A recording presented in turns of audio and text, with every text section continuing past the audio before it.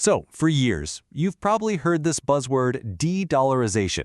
Well, today, we're actually going to go inside the mechanics of the BRICS plan to see how they might just make it a reality. And I mean, think about it. It's a massive question, right? How do you settle trillions of dollars in trade without the US dollar? The entire global financial system is built on it. So how do you even begin to create a real alternative from scratch?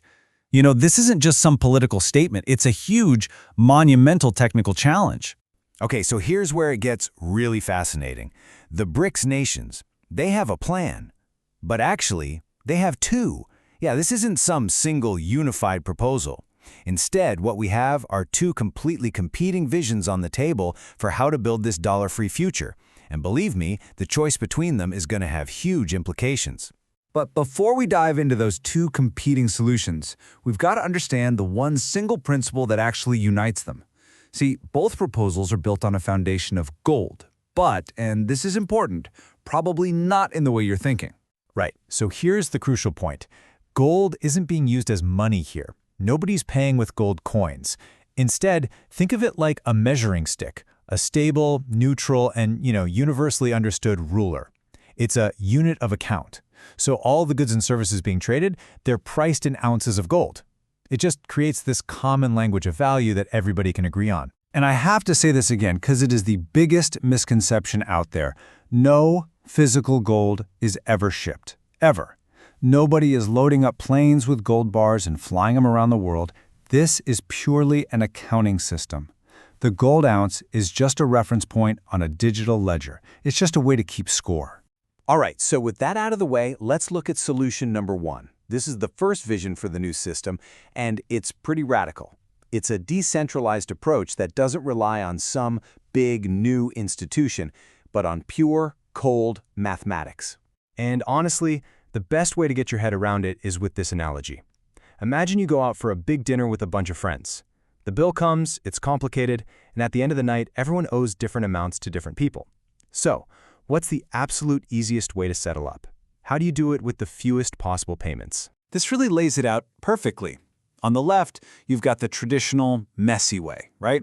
You pay Bob, but Alice owes you, and Charlie has to pay Alice. It's just chaos, a ton of transactions. But on the right, that's the optimal way.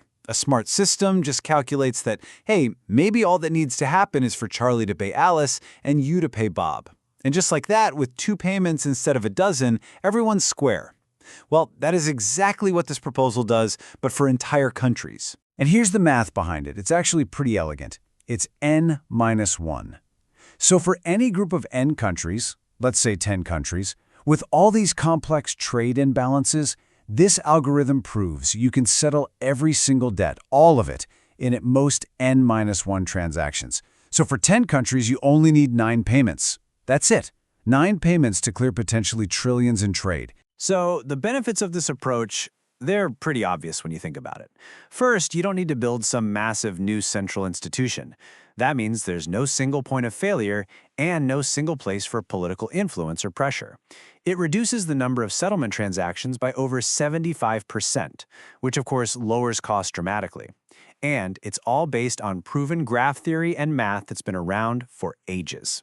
The bottom line, it's a system run by code, not by a committee. Okay, so that's solution one. Now let's switch gears and look at the second proposal, which, as you'll see, paints a very, very different picture for the future. This one is way more traditional. It's centralized, and it relies on creating a brand new, powerful institution. This model is much more structured. Here's how it would work. At the end of every month, all the central banks involved send their trade data, again priced in those gold ounces, to a new BRICS settlement bank. The bank, or BSB, then crunches all the numbers, nets everything out, and then it runs this really clever settlement process using bonds. And this, right here, is the really smart part of this system. Get this. A country that bought more than it sold, a deficit country, it doesn't just owe money. Instead, it issues a short-term bond denominated in gold ounces. And the country that sold more than it bought, the surplus country, well, it buys that bond.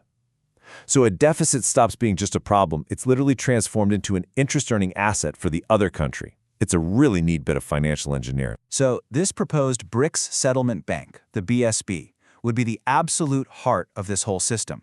It's the central hub that collects all the data. It executes the netting algorithm, it manages the digital bond auctions, and it even provides a kind of clearing buffer for any imbalances. I mean, it would be a major new player in global finance, and it would be governed by a council of all the BRICS central bank governors. Okay, so let's put these two ideas side by side, because this really makes the choice crystal clear. On one hand, you have the algorithm. It's decentralized, its systemic risk is low because there's no single point of failure, and it's basically immune to politics because it's just code. On the other hand, the new bank.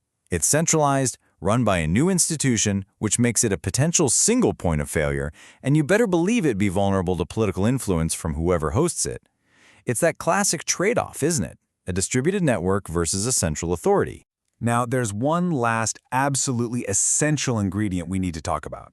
Because for either of these systems to actually work in the real world for, real businesses, you have to solve a huge problem: volatility.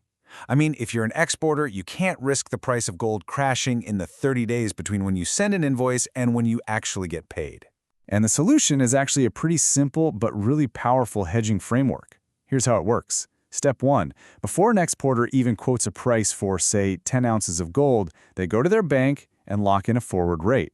Step 2. The bank immediately turns around and hedges that risk, taking an opposite position on a futures market. So Step 3, when the payment finally comes through, any change in the price of gold is totally canceled out. It's neutralized by the bank's hedge. The exporter gets exactly the amount of money they were expecting. No surprises. And get this isn't just a theory. A pilot program already tested this exact framework. The result? Zero. 0% revenue loss from gold price volatility. It proved that this works. It completely eliminates the risk for businesses, which is what makes the whole idea of gold-based trade commercially viable in the first place. So this brings us right back to the final choice, the decision that's sitting in front of the BRICS nations right now. And it's so much more than just a technical choice between two different accounting models. It's really a much deeper, almost philosophical question. Because this is what it all boils down to. The choice is between a decentralized system that's run by code or a centralized institution that's managed by people. Do you put your faith in an impartial algorithm running on distributed servers, totally free from human intervention? Or do you put your faith in a new, powerful central institution run by governors and staff with all the human strengths and all the human weaknesses that come along with it? So, will the future of global trade be run by a decentralized algorithm or by a new central bank? The path these nations choose isn't just going to define their own economic future. It could end up creating a brand new model for the rest of the world. It really makes you think, doesn't it?